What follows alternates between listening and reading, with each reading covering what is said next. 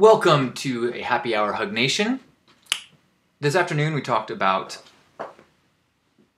narcissism versus self-love. So that's in the archive. But tonight I wanted to take a moment to remember Captain Jim. I noticed on the Burning Man page, actually I noticed a few people posting to the Tuna Guys page, which is unusual because it's not a high active page, and then finally read through and saw this posting. Sad news, Captain Jim Peterson is missing at sea. His boat capsized and he was stuck in the wheelhouse. The two other deckhands were rescued and they will be okay. Please send all the love and positive thoughts and prayers you can to his family and the entire Tuna Guys family. Now, the Tuna Guys and Captain Jim are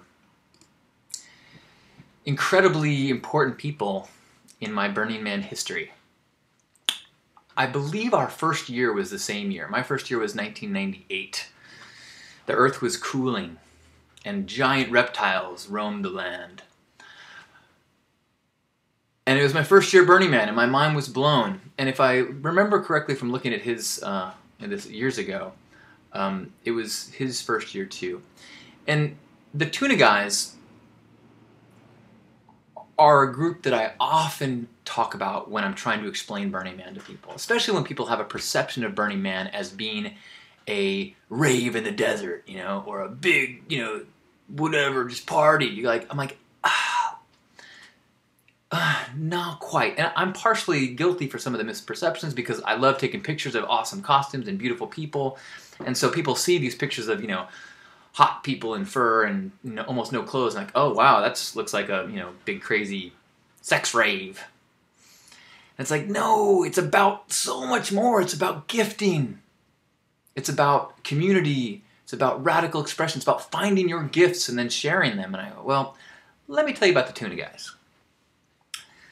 So the Tuna Guys was an evolving group, but, you know, Captain Jim was really the focal point.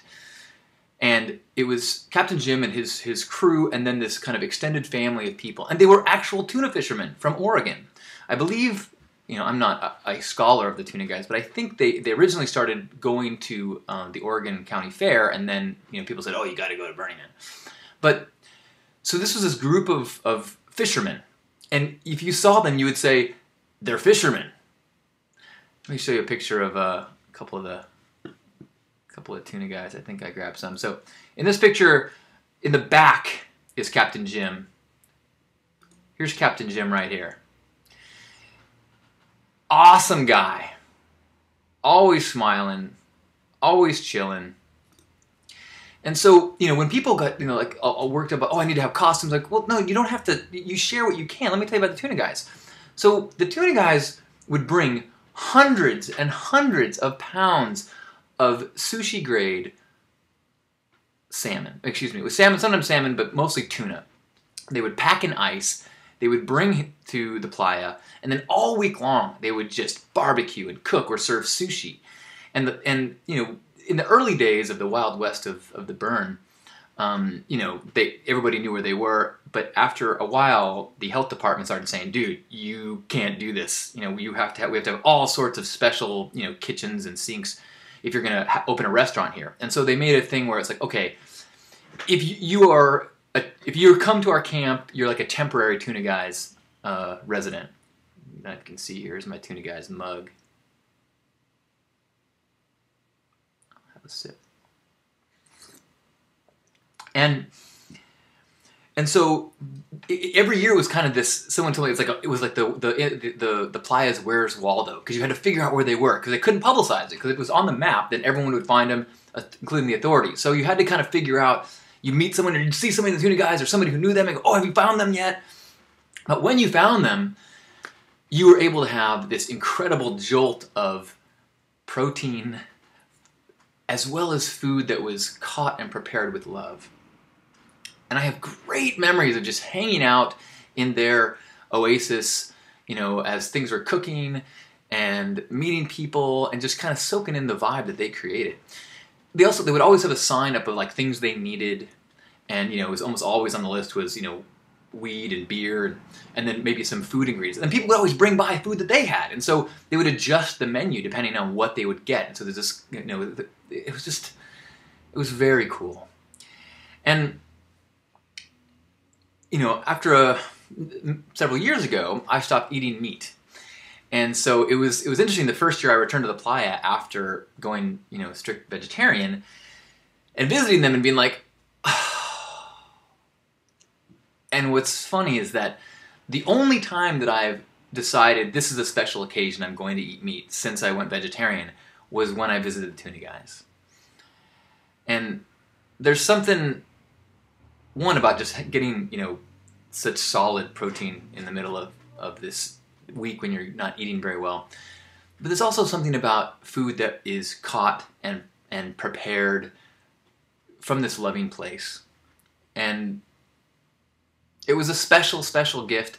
It was a special illustration of what the playa and what gifting is and can be. And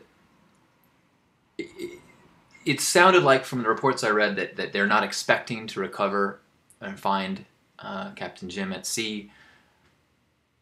But I just feel so blessed and so lucky that I was able to learn, to experience, to feel his spirit, to see the ripples of his vibe as it transferred through his camp and into the Burning Man community.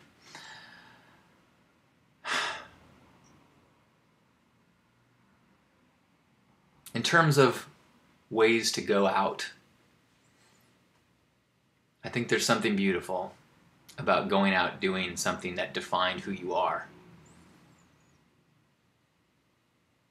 If I was electrocuted while doing Hug Nation, that would be the equivalent of dying at sea for Captain Jim. So let's have a Hug Nation hug in honor of Captain Jim and everyone who has passed on that has left legacies of love and lessons. So grab yourself by the shoulders.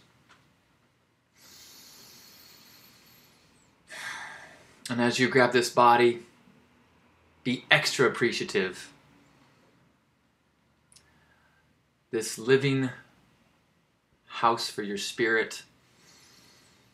Thank you, body. And we acknowledge that beneath this physical shell is a spirit. And it is that spirit, not the personality layered on top of it, but the spirit, that fire, that divine spark, that when we listen to it, it brings us to a place of service, it brings us to a place of giving and loving.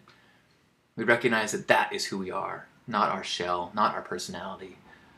And so we forgive ourselves for when we've gotten caught up in our stuff, and forgive everyone else who's gotten caught up in theirs. And as we remember Captain Jim and his gifts, let's try to look for the gifts in everyone we meet and look for the gifts that we have to share. Take a deep breath and just feel connected to all the people that have touched us in any way. Take a deep breath.